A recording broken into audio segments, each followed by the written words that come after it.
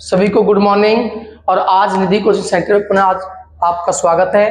और आज जो है 12th क्लास सब्जेक्ट मैथ में जो आपका चैप्टर स्टार्ट है अवकलज के अनुप्रयोग, इसकी जो फर्स्ट एक्सरसाइज आपकी चल रही है उसमें जो आपके पहले 3 लेक्चर कंप्लीट हो चुके हैं, जिनमें टोटल आपके 9 क्वेश्चन कंप्लीट हैं। उन्हें आप यूट्यूब चैनल पर जाकर 12th class English Hindi medium यानी कि यूपी बोर्ड में मैथ में देख सकते हो।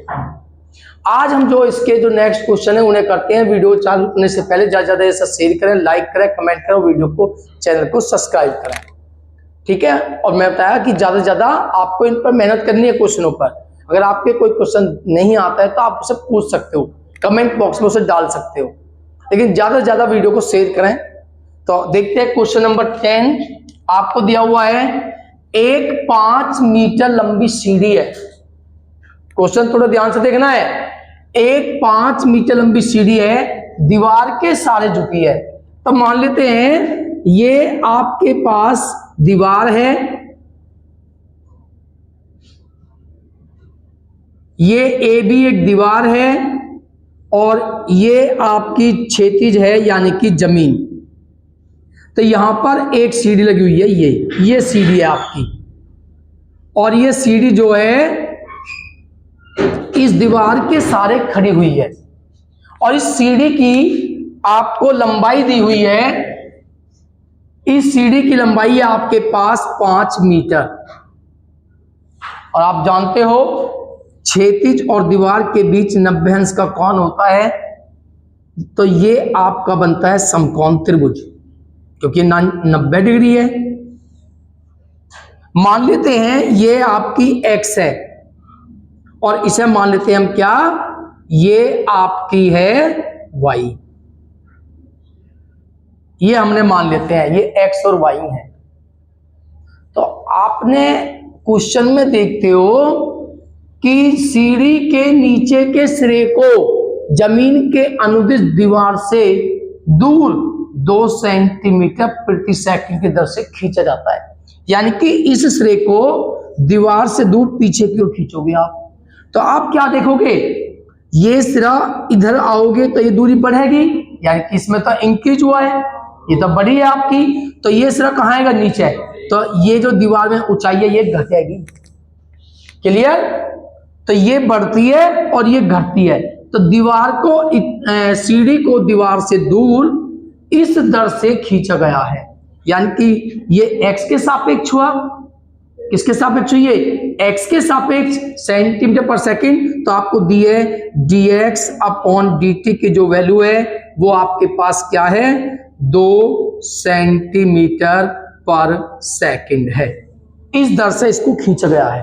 तो x के सापेक्ष होगा, सॉरी t के सापेक्ष होगा, यहाँ पे t है, लेकिन x को बढ़ाया गया है इसलिए इसको प्लस किया गया, क्योंकि ये बढ़ेगी, ये इंक्रीज होगी, इसमें वृद्धि होगी, इसमें कमी होगी।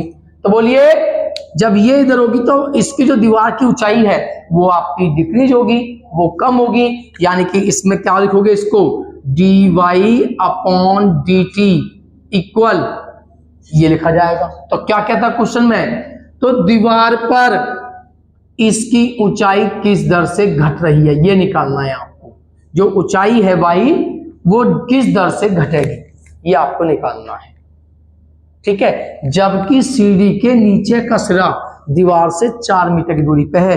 ये जो नीचे का सिरा है ये कितनी दूरी पर है, 4 मीटर। तो एक किसकी वैल्यू हुई आपकी, x की वैल्यू हुई। कोई दिक्कत किसी बच्चे को। अब आप क्वेश्चन को करोगे कैसे, मैंने आपको बताया है। आपके पास ये समकोण त्रिभुज है, तो लगा दीजिए समकोण त्रिभुज, पाइथागोरस थ्योरम। 90 के सामने की भुजा एक कर्ण है, और आप जानते हो कर्ण का वर्ग बराबर होता है आधार x का वर्ग और प्लस लंब y का वर्ग। क्लियर। अब ये होता है आपका x square plus y square बराबर 25, ठीक है। यहां से अगर आप इसका अवकलन करोगे तो किसके सापेक्ष होगा, t के सापेक्ष। तो आप लिखोगे t के सापेक्ष अवकलन करने पर, ठीक है। t के सापेक्ष आप अवकलन करोगे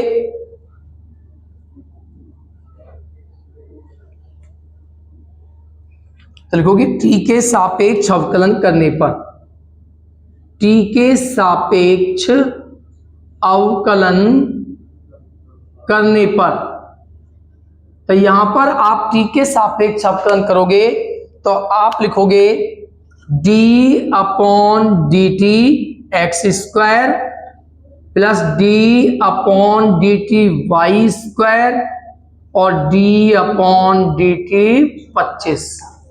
बताइए एक्स स्क्वायर का अवकलन क्या होगा? 2x, t के सापेक्ष अवकलन है तो फिर x का दोबारा अवकलन क्या होगा? dx upon dt। इसी प्रकार y स्क्वायर का 2y और dy upon dt equal 25 constant है, अचर पद है, और अचर पद का क्या होता है? 0। तो यहां से आपके पास dx अपॉन dt की वैल्यू है क्या है? 2। तो आप रखोगे 2x और इसके प्लेस पर आप रखोगे 2 प्लस 2y और dy upon dt equal 0। x की वैल्यू भी आपके पास है, x की वैल्यू क्या है आपके पास? 4। तो इसे भी पुट कीजिए, 2x के प्लेस पर क्या है बोलिए?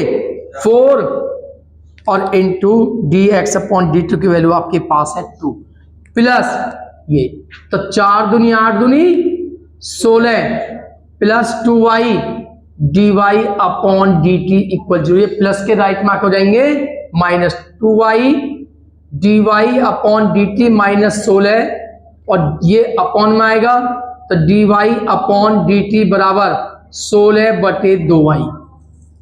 ये आपके पास निकल के आते हैं, लेकिन आप क्या देखते हो?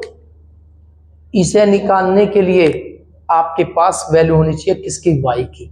तो आप दोबारा पुनः आप आते हो कहां पर? समीकरण 1 पर, और समीकरण 1 में अगर आप देखते हो तो आपके पास है X square plus Y square बराबर 25। ये आपके पास है। यहां पे x की वैल्यू पुट कर दीजिए 4, तो 4 का वर्ग प्लस वाई स्क्वायर बराबर 25, ये रखे माइनस वाई स्क्वायर 25 माइनस 16 कितने बचेंगे? 9, और वर्ग हटाओगे तो इस पर रूट आएगा। तो बोलिए y की वैल्यू क्या होगी? 3। ये y की वैल्यू आई, तो dy upon dt minus 16/2, y के प्लेस पर 3, तो dy अपॉन dt बराबर 2 8 16, तो माइनस क्या आएंगे? 8/3। तो ये आपका जो है इसका आंसर आपका आता है 8/3, और माइनस में है। अब ये दूरी है किसमें होगी? ये सेंटीमीटर में है, तो ये भी सेंटीमीटर प्रति सेकंड। तो आप देखते हो माइनस में है तो ऊंचाई जो है वो घटेगी।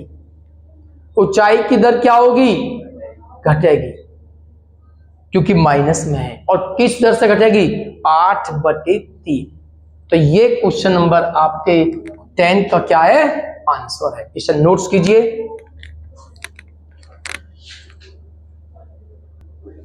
क्वेश्चन नंबर 11 में आपको दिया हुआ है कि एक कान वक्र, जो वक्र है हमें वो दिया हुआ है 6y इक्वल x की 3 + 2।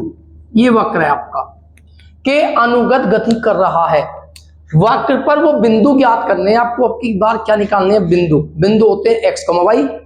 ज्ञात कीजिए, जबकि यहां पर ध्यान देना है, इस लाइन पर आपको विशेष ध्यान देना है, जबकि x निर्देशांक की तुलना में y निर्देशांक 8 गुना है।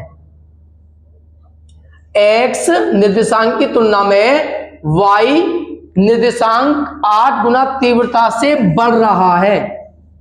जब बढ़ रहा है या घट रहा है तो किसी के सापेक्ष बढ़ता घटता है, तो हम समय के सापेक्ष ले रहे हैं। तो हमें दिया हुआ है, क्या दिया हुआ है? आपको दिया है कि जो y निर्देशांक है वो x निर्देशांक के सापेक्ष इसकी जो दर है बढ़ने की वो कितनी है? x की 8 गुनी। ये दिया हुआ है। y निर्देशांक जो है 8 गुना तीव्रता से बढ़ रहा है, किसके सापेक्ष? x निर्देशांक की तुलना में। x निर्देशांक की तुलना में y निर्देशांक कितने तुलना से बढ़ रहा है? 8 गुना तीव्रता से बढ़ रहा है, ये आपको दिया हुआ है। अब आइए आपको गिवन है क्या 6y, इसे ये हमें दिया हुआ है, समीकरण 1 मान लेते हैं, ठीक है। तो 6y इक्वल x की क्यूब प्लस 2। अब आप किसके सापेक्ष अवकलन करोगे? t के सापेक्ष। तो t के सापेक्ष अवकलन करने पर, ठीक है, जब भी कोई क्वेश्चन देखो तो सीधी आपकी जो है नजर केवल बोर्ड पे होनी चाहिए, बाकी हाथ में पेन ना हो, आपकी कोई बुक ना हो, कुछ भी नहीं हो, केवल सामने आपके सभी की जो आंखें हैं वो यहाँ पे गड़े रखो, बिल्कुल एकदम यहां पे देखो केवल, ठीक है। तो आप लिखोगे 6d upon D T Y और d upon D T X की क्यूब और d अपॉन डी टी 2। बोलिए इसका क्या होगा? dy upon D T. बोलिए x की 3 का 3x स्क्वायर और फिर x का t के सापेक्ष क्या होगा? dx अपॉन dt और 2 का क्या होगा? 0, ठीक है। ये आपका निकल के आता है। अगर आप समीकरण 1 से देखोगे तो समीकरण 1 से dy अपॉन dt की वैल्यू आपको ये दी हुई है, तो इस dy अपॉन dt के प्लेस पर ये वैल्यू पुट कीजिए, तो 6 और बोलिए dy अपॉन dx के प्लेस पर, dy अपॉन dt के प्लेस पर क्या आएगा? 8 dx अपॉन dt आपका आएगा। Clear? Equal to 3x square dx upon dt। यहां से 8 6 48 dx upon dt equal 3x square dx upon dt। ये क्या हो गया आपके? कैंसल। 3 इसके अपॉन में आता है, x स्क्वायर 48/3 बराबर 16। यहां पे से वर्ग घटाओगे तो इस पे क्या आएगा आपका? रूट। तो x इक्वल होगा प्लस माइनस क्या आते हैं? 16 और 16 का रूट क्या होता है? 4। तो आपकी x की 2 वैल्यू हैं, एक प्लस की 4 है और एक माइनस की 4 है। तो आपके पास बिंदु भी कितने होंगे? 2 बिंदु होंगे। नंबर 1 आप लिखोगे यदि x बराबर प्लस 4 लेते हो, आप x की वैल्यू क्या लेते हो? प्लस 4, तो इन्हें यहां पर रखिए, ठीक है। तो 6y x की 3 प्लस 2, 6y x के प्लेस पर रखोगे प्लस 4 प्लस 2, 6y 4 चौक 16 चौका 64 और 64 और 2 कितने होंगे? 64 और 2 66। 6 अपॉन में आएगा तो y की वैल्यू क्या हो जाएगी? y इक्वल होगा 66 अपॉन 6 और 6 से काटो, 3 से कटेंगे, 3 दूनी 6 और 3 दूनी 6 से कट जाएगा पूरा ही, है ना, 11 बार। तो ये y की वैल्यू आई। यदि आपने x की वैल्यू 4 ली तो y की वैल्यू कितनी आई आपकी? 11। और यदि -4 लोगे तो -4 लेने पर, तो -4 लीजिए। अब यहां पर आपको क्या रखना है? 6y बराबर x की 3 प्लस 2। इसमें अब x के प्लेस पर -3 रखिए, तो माइनस के 6y प्लस के और माइनस के 4 की पावर 3 प्लस 2, माइनस की पावर 3 है और माइनस की पावर जब विषम संख्या होती है तो माइनस ही आता है, और ये होगा 64 प्लस 2। अब कितने बचेंगे? माइनस के 62। तो y बराबर 62/6 काटिए, 2 तिया 6, 2 एकम 2, 2 तिया 6, ये आई y की वैल्यू। तो आपके पास बिंदु क्या निकल के आए? बिंदु निकल के आए, अगर आपने x की वैल्यू 4 ली तो बोलिए y की वैल्यू क्या आई? 11। वह अगर आपने x की वैल्यू -4 ली है तो y की वैल्यू क्या आई, -31/3। तो ये वो बिंदु है, दो बिंदु जो उस वक्र पर आते हैं, इन्हें नोट्स कीजिए।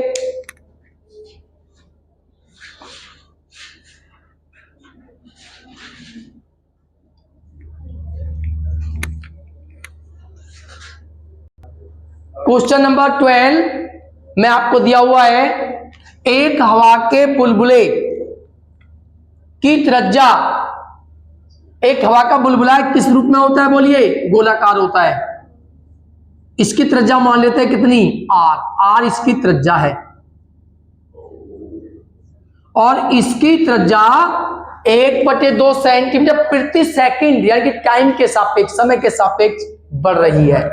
तो हमें दिया हुआ है dr/dt, ये आपके पास है 1/2 सेंटीमीटर प्रति सेकंड बढ़ रही है, प्लस में लेंगे, और घटती है तो माइनस में लेते हैं। आयतन किस दर से बढ़ेगा, तो आयतन निकालना है, आयतन क्या होता है v, तो हमें निकालना dv/dt, जबकि त्रिज्या 1 सेंटीमीटर यानी कि r की वैल्यू कितनी है, 1 सेंटीमीटर। अब ये गोला है और गोले का आयतन आप जानते हो, गोले का आयतन होता है 4/3 पाई r³। इसका t के सापेक्ष अवकलन करो।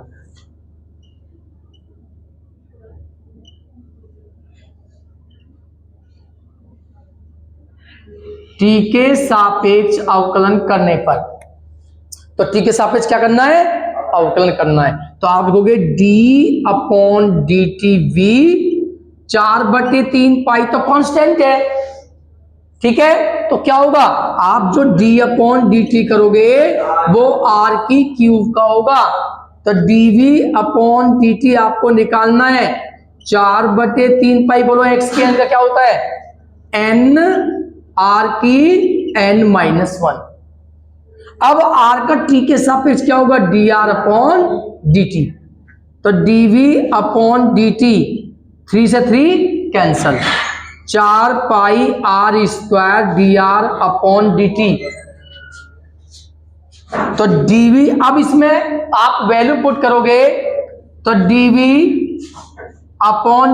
बराबर 4 पाई, बोलिए r की वैल्यू, r की जगह 1, तो 1 का वर्ग गुना dr/dt की वैल्यू आपके पास है 1/2। तो dv/dt 2 से 4 को काटोगे 2 बार, तो कितना आंसर, 2 पाई। आयतन है तो आयतन होता है सेंटीमीटर क्यूब, प्रति सेकंड की दर से आयतन बढ़ेगा, क्यों, क्योंकि पॉजिटिव है। तो आप लोगे अतः आयतन 2 पाई सेंटीमीटर क्यूब प्रति सेकंड की दर से बढ़ रहा है। तो ये आपका क्वेश्चन नंबर 12 है, इसे नोट्स कीजिए। और इसके जो नेक्स्ट क्वेश्चन है उसे नेक्स्ट वीडियो में देखते हैं, ना जा तैयार कराएं।